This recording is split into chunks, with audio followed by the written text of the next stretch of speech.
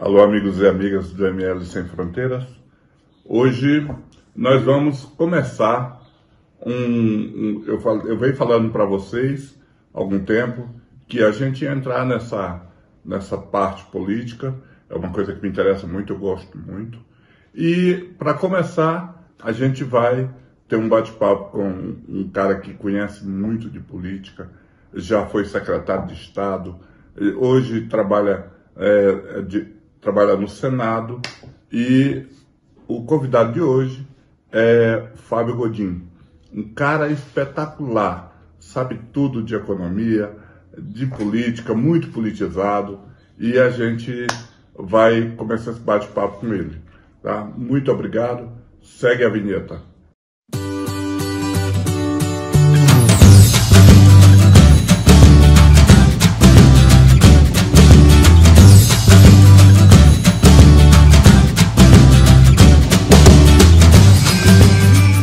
Não dá tempo de ter mágoa, não.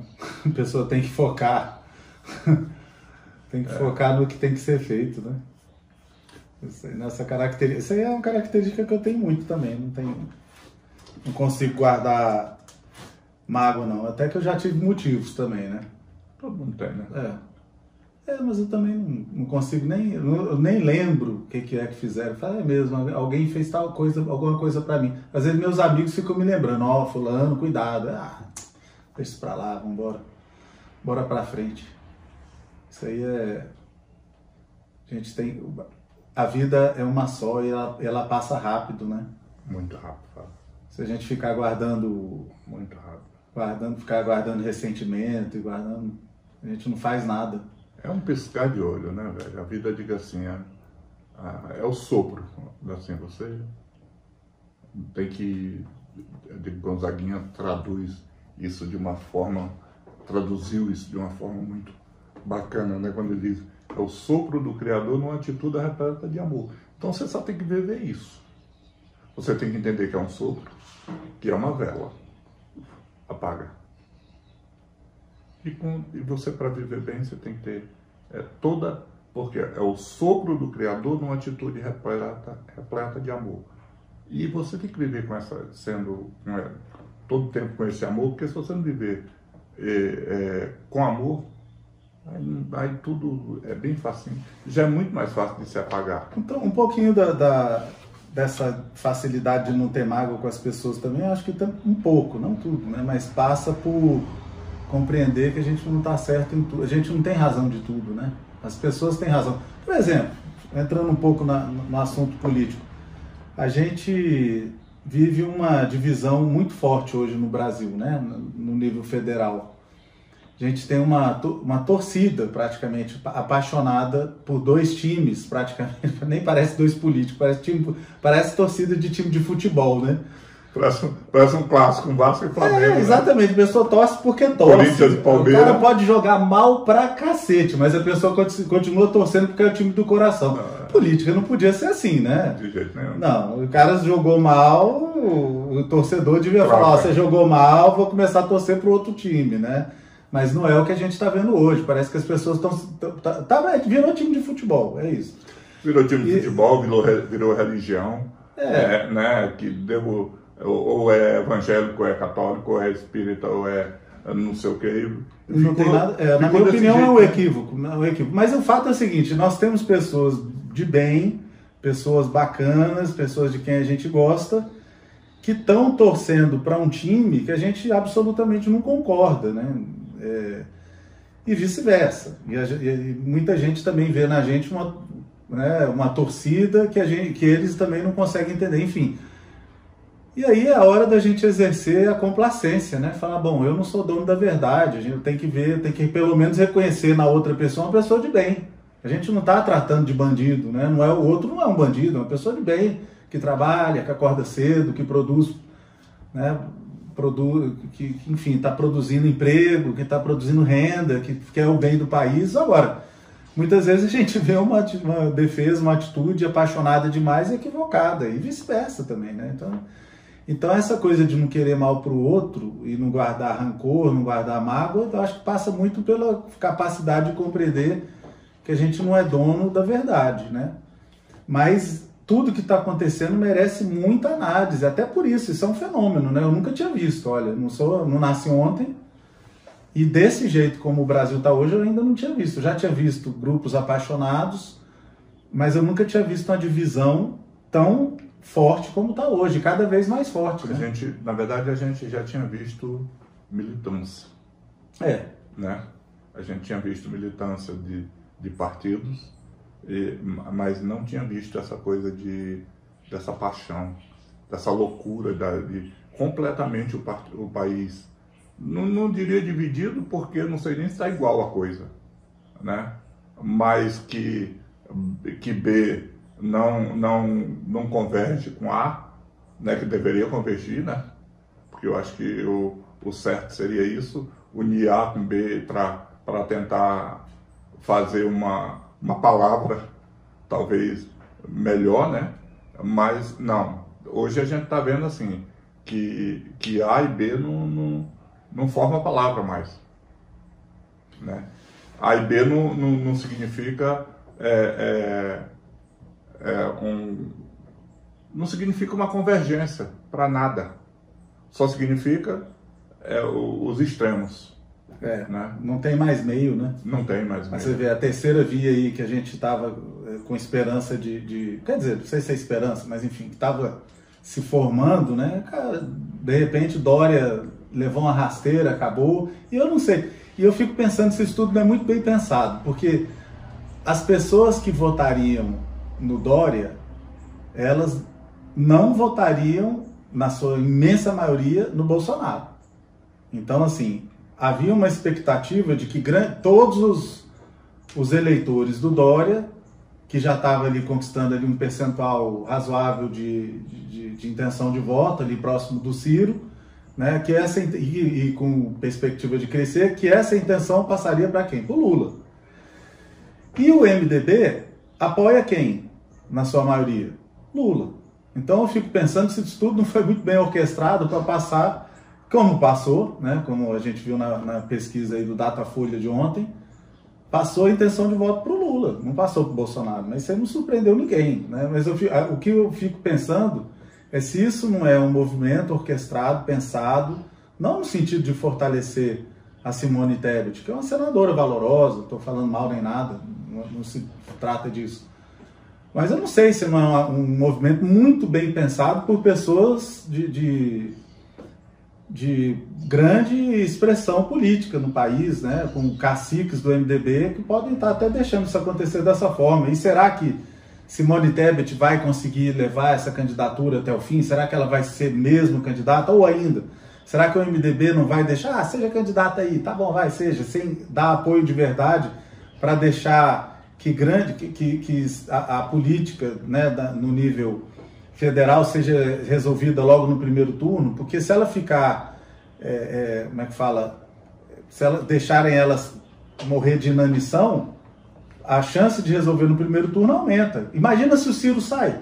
Imagina a pressão que está em cima do Ciro na hora dessa. Aí hoje a pressão é muito grande. Por quê? Porque para onde vão os votos do Ciro? Para o Bolsonaro? Alguém acredita que os votos de quem vota no Ciro vota no Bolsonaro? Eu não acredito. Eu acredito que 90% dos votos do Ciro vão para o Lula. Eu vi uma pesquisa, eu vi os cortes da pesquisa de ontem, essa pesquisa saiu ontem do Datafolha, né, que entre 40% e 50% dos votos de Ciro hoje migram para Lula diretamente. Já tem esse corte. E tem mais. Aí Bolsonaro leva 15%, que são os descendentes eu acho que de Moro, que veio para Ciro. Entendi. Né? Eu não sei até se veio, porque Ciro não cresceu nada depois da saída de Moro, né? Uhum. Então, essa descendência diz que 15% vem para Ciro, do Dória, e entre 40% e 50% já está garantido, decidido que esses votos são de Bolsonaro. Não, são de Lula. São do Lula. Né? Aí sobrou ali uns 30%. Sobrou uns 30% ali. Eu acho que esses 30% depois vão acabar, talvez, obedecendo essa mesma proporção de 50%, 15%, e vai acabar encerrando essa divisão ali nos uns 80%, 90% para o Lula. Ou seja, a pressão para cima do Ciro, para ele desistir dessa candidatura, deve estar gigante, porque se ele desiste, a chance da eleição ser resolvida no primeiro turno em favor do Lula é imensa. Na verdade, se a eleição fosse hoje, né, com a pesquisa que a gente viu ontem, se a eleição fosse hoje, Lula ganharia a eleição no primeiro turno, né? Se tirar os votos brancos e nulo, se contar só os votos válidos, 54% a 33%, né? O que é uma diferença muito grande, difícil de tirar. Muito difícil de reverter. Eu acho que não tem, fica aqui que eu estou dizendo aqui, a gente falando, que eu não tenho hoje essa torcida para nenhum lado, porque eu como você, eu acreditava nessa terceira via. A minha esperança seria essa terceira via, né? E de repente ela não se construiu e polarizou. Infelizmente a gente está vendo para onde está indo. O antipetismo que existia na eleição passada, naquilo que a gente estava falando ainda agora há pouco, ninguém imaginava que o PT voltaria tão rápido. A gente achava que o PT... É incrível. A gente achava que o PT chegaria daqui a 8 anos, 9 anos, talvez. Eu achava que o PT ia demorar uns 10 anos para se recuperar da lapada que levou na eleição passada, né? Era com a Lava Jato expondo tantos escândalos e tal, né? Tantos delatores confessando crimes, devolvendo dinheiro, quer dizer... foi muita porrada, né? E eu pensava, vai demorar 10 anos para se recuperar. Mas não. Em 2 anos, Lula já estava fora da cadeia e... Sem nenhuma nada que manche sua reputação. Que na verdade também, justiça seja feita. Eu não li, eu gosto de ser bem... Eu não gosto de falar o que eu não sei. Eu não li os processos do Lula, tá? Então não vou ficar... Muita gente fala assim sem saber e tal. Eu não li, então não vou falar... Mas me parece que não tem denúncia contra ele, propriamente. O Lula fez isso, o Lula fez aquilo. Tem aquelas questões que foram... das quais ele foi inocentado. Então pronto. Então não vou ficar aqui... mas enfim, mas o caso é o seguinte. Mas o PT... Várias pessoas do PT confessaram os crimes e devolveram dinheiro. Se devolveram porque tinham, né? E não estamos falando de R$10, estamos falando de centenas de milhões. Teve gente lá da Petrobras que devolveu muito. Então, quer dizer, é inegável que alguma coisa errada aconteceu. Ponto. E aí eu imaginava, e a população escandalizada com aquilo, né? Então eu pensei, nossa, vai demorar 10 anos para o PT se recuperar disso aí. Pois, para minha surpresa, tá aí já fortíssimo. Agora, quem é o maior responsável por isso ter acontecido? Lógico que a gente sabe que é o atual governo, né? Porque eu acho que... Eu digo assim, quem é que não deixou o PT ser esquecido um dia? Um dia. Não era só ficar calado, não mencionar mais que existe. Não, é todo santo dia. Porque é petralha, porque não sei o quê, porque é petista, porque...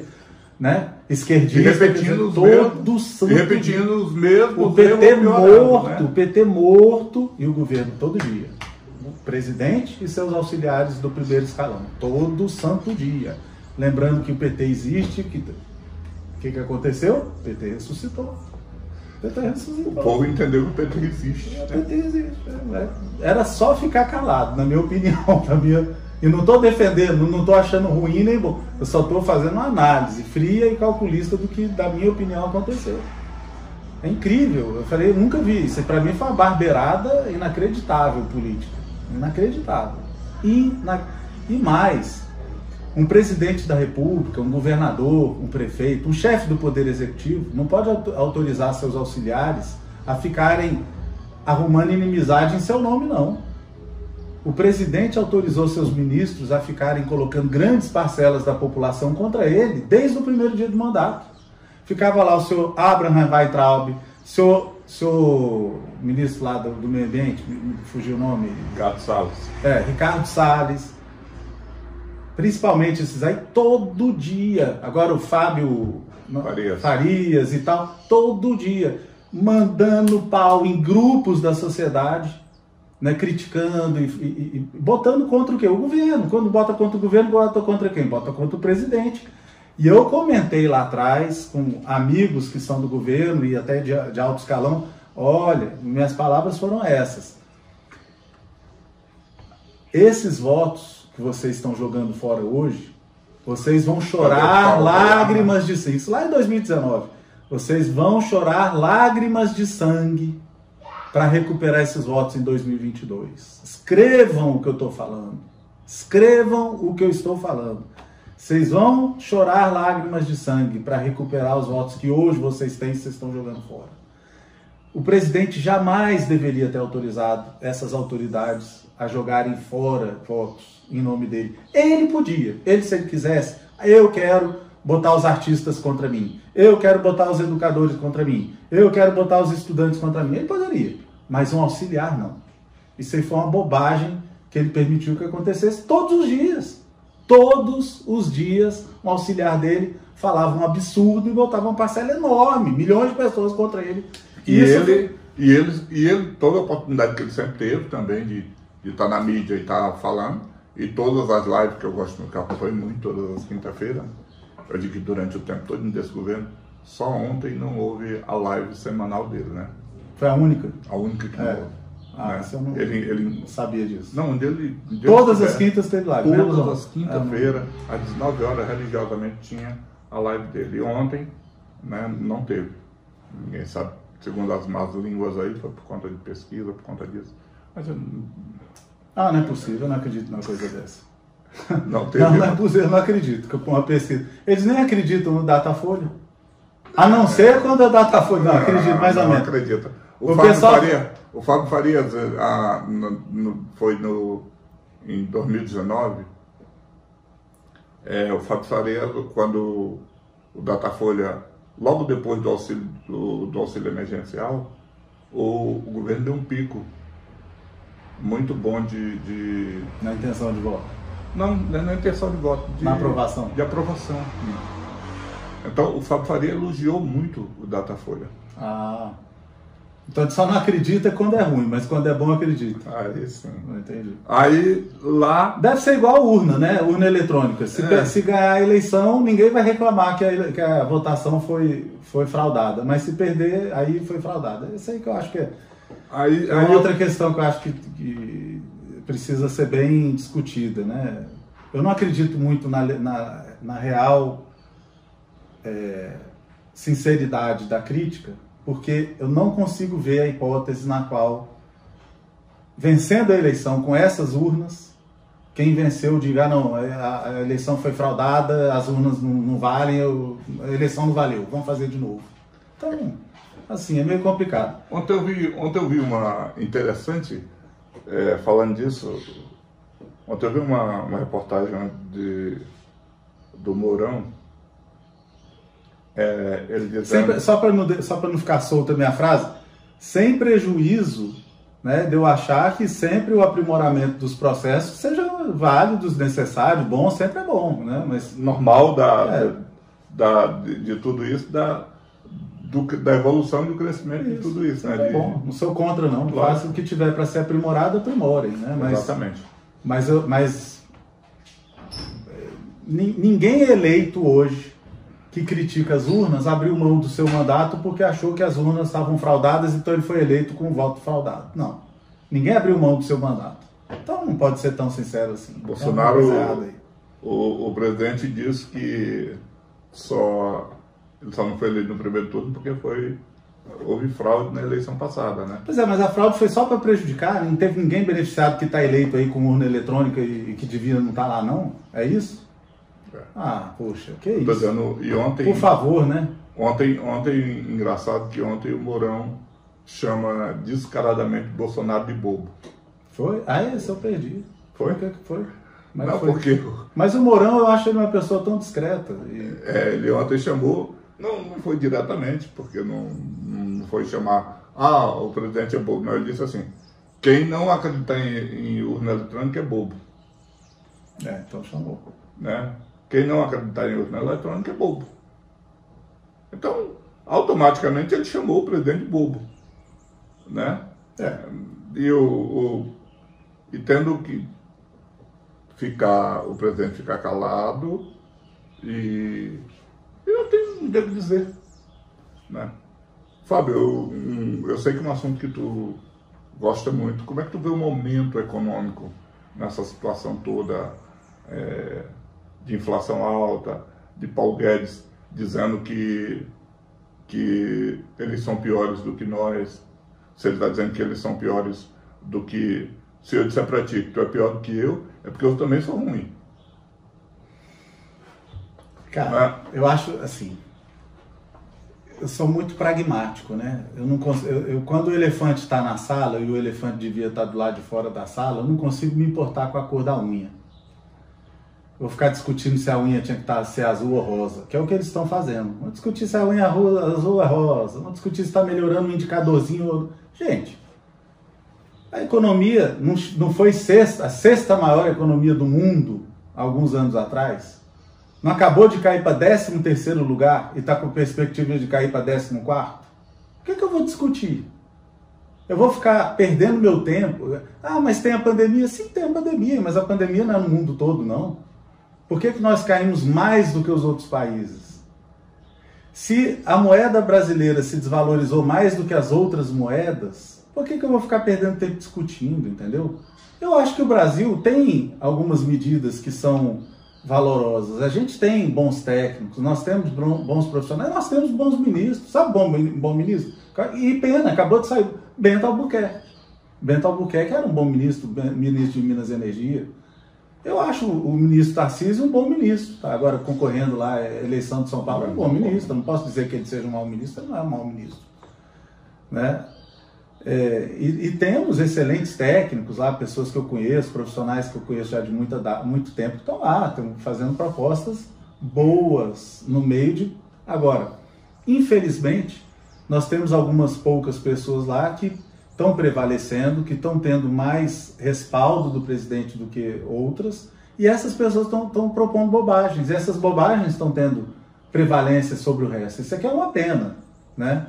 Então, embora haja coisas boas sendo propostas e estão tentando fazer, querer fazer, eu sempre falo, querer não é poder, né? E falar é muito mais fácil do que fazer.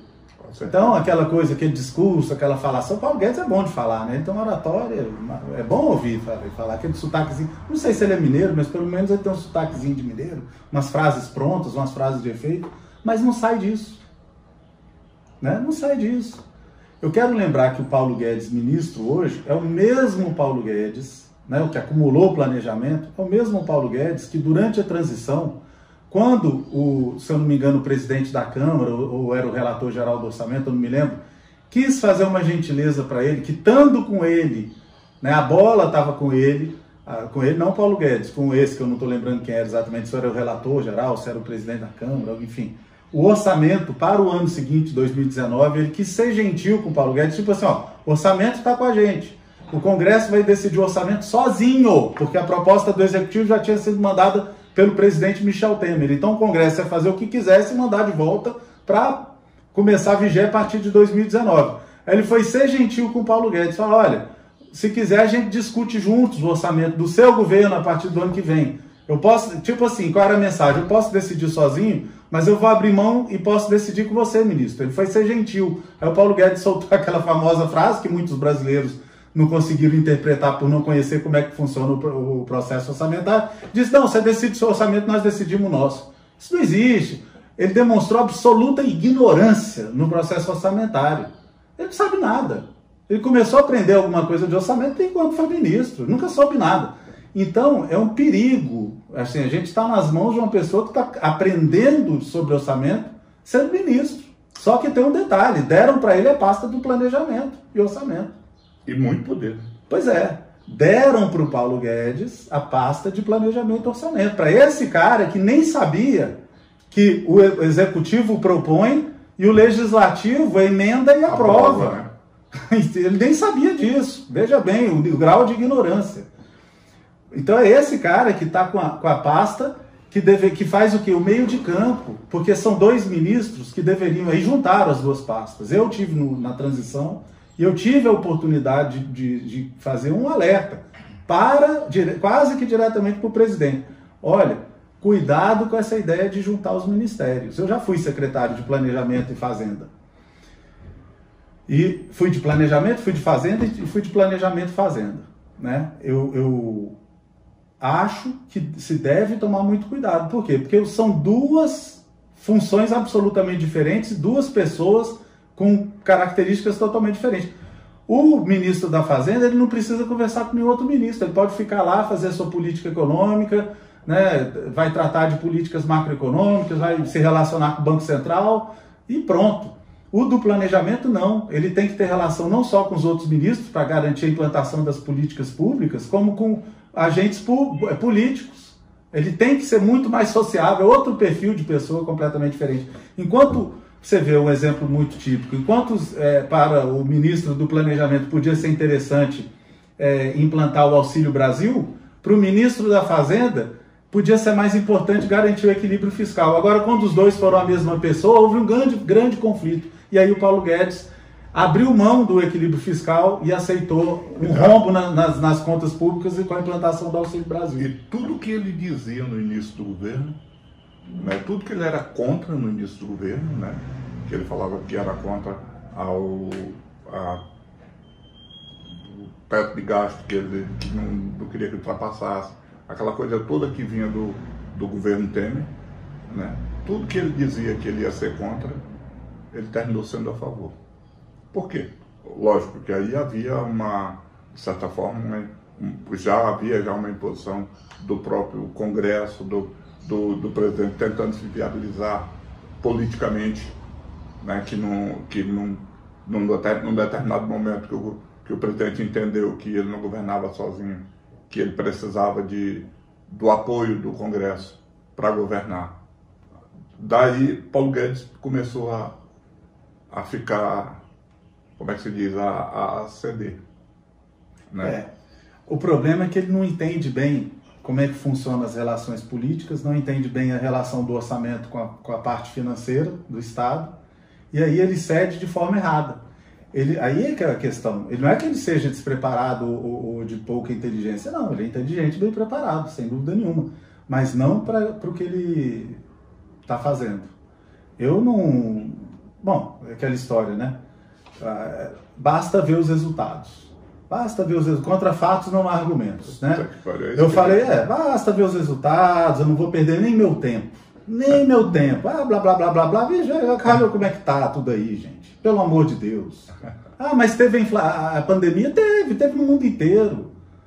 O Brasil teve, eu repito, o Brasil teve uma das moedas mais desvalorizadas no mundo e o Brasil teve sua economia caindo em relação às outras economias do mundo. Ponto. A gente piorou em relação aos outros. Se a gente continuasse na mesma posição relativa, ok, então todo mundo teve pandemia, a gente piorou, mas a gente piorou igual aos outros. Não, a gente piorou mais do que os outros. Piorou pior do que os outros. A gente piorou pior. Eu estava vendo, engraçado, eu tenho alguns amigos, lógico que você deve ter também. Meus amigos dizem assim,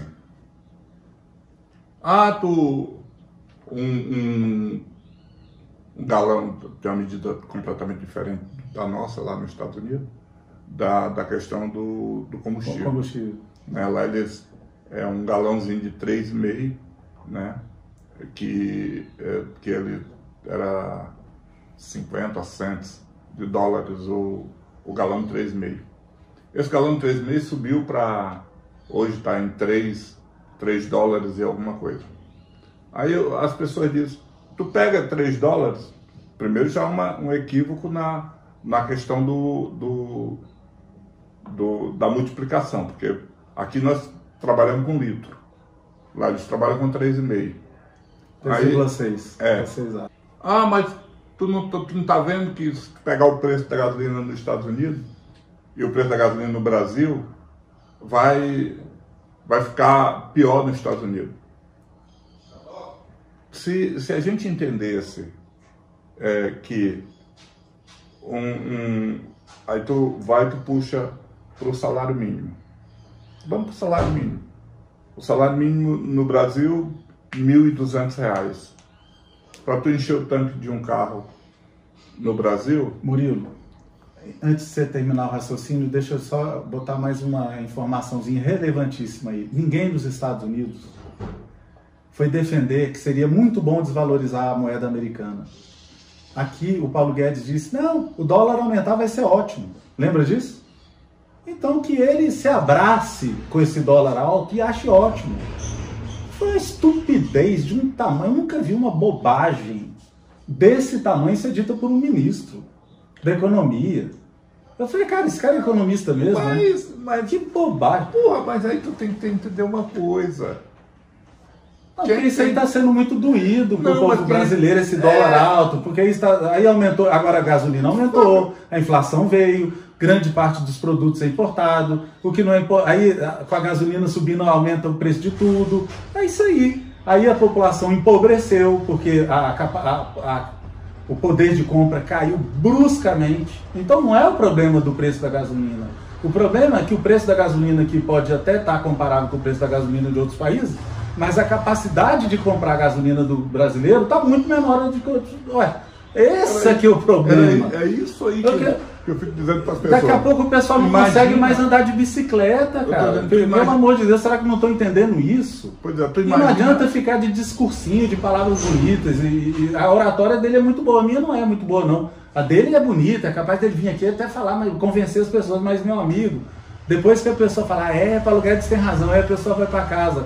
Aí vai tentar comprar um pãozinho, não consegue. Acabou. Você sabe quem que está derrubando a intenção de voto do Bolsonaro? É o supermercado, é isso. E não adianta viver de fantasia. É o posto, mas no fim é o supermercado, que o posto reflete o supermercado, no fim é o supermercado. A pessoa daqui a pouco não consegue mais comprar chinelo para andar a pé.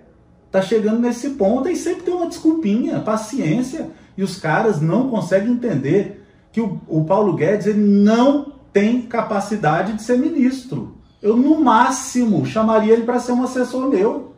No máximo, olha, seja meu assessor aqui, você vai... E pronto. Acabou. Aí tem currículo para ser meu assessor. Realmente, professor lá da universidade nos Estados Unidos. Né? Eu nem acredito que um cara desse deu conta de construir um banco.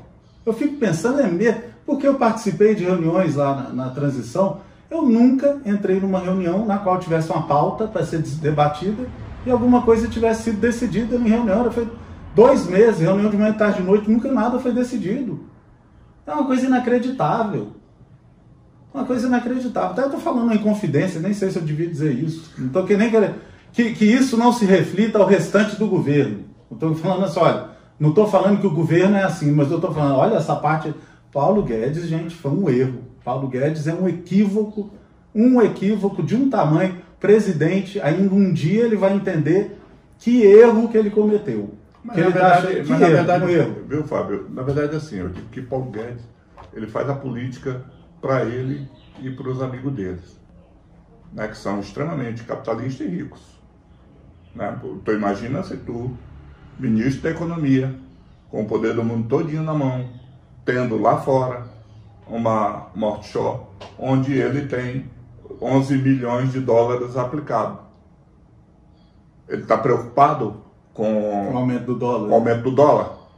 Ele está preocupado em derrubar o dólar. Ele está preocupado em fazer alguma coisa que... E outra coisa, todo mundo tá botando aí nós estamos vendo aí a troca do 5º presidente da Petrobras, né? Indo para o 5º, derrubou 4, né? Pois é, isso aí é uma outra coisa que é um problema, né? Olha, a minha experiência diz o seguinte, quando você troca o cabeça de um organismo desse, se a pessoa que entrar for muito ágil, muito experiente, muito capaz, mas muito, você perde 2 meses de trabalho. Então, se nós estamos indo para o 5º, são 10 meses perdidos em 4 anos. Você praticamente, se for muito, eu não sei se todos que entraram lá são muitos. Perdeu um ano, né? Para ser conservador. Para ser conservador, se perdeu um ano. Conservador. Eu não acredito que todos que entraram lá são extremamente capazes e experientes na área em que entraram. Muitos lá não teve militar, que nem da área de petrolífera era. Então não se perdeu só 2 meses. né? E outra coisa, você vê, quando você chega lá, você tem que juntar a tua equipe, as pessoas de confiança têm que estar do teu lado. Eu não estou com isso falando mal do militar, não. Estou só analisando que não se perdeu só 2 meses. Talvez ele, depois de pegar o jeito, fosse até melhor do que os outros. É isso que eu estou querendo dizer. Mas só 2 meses ele não perdeu. É verdade. Até pegar o jeito da coisa, até pegar, entendeu? Até botar andando o que estava andando antes, até rever os processos de compra, rever os projetos que estavam em andamento, até que, no mínimo, a pessoa perde 2 meses. No mínimo. Então, se você trocar 5... Não, e agora no momento que nós estamos vivendo agora, nós temos um novo, Paulo Guedes indica o novo presidente da Petrobras, que é um dos seus assessores. Com né? o ministro de Minas e Energia tendo acabado de tomar posse. Não teve nem o cuidado de disfarçar e dizer, né, que o Adolfo Saxida, que é uma pessoa muito bacana, inclusive, conheço ele, mas não teve cuidado nem de disfarçar e deixar pelo menos o Adolfo Saxida fingir que nomeou o novo presidente da Petrobras. Não, seria mais decente. O último foi 40 dias, né? O último presidente da Petrobras, né? Passou 40 dias, 1 ano e 10 dias. Um mês e 10 dias no cargo, né? Quer dizer, aí é brincadeira, né? Não, como tu disse. Não, esse perdeu, esse eu te garanto que perdeu 3 meses, no mínimo, né? Porque ele perdeu 2 meses para sentar na cadeira e tomar pé. Não teve nem, né?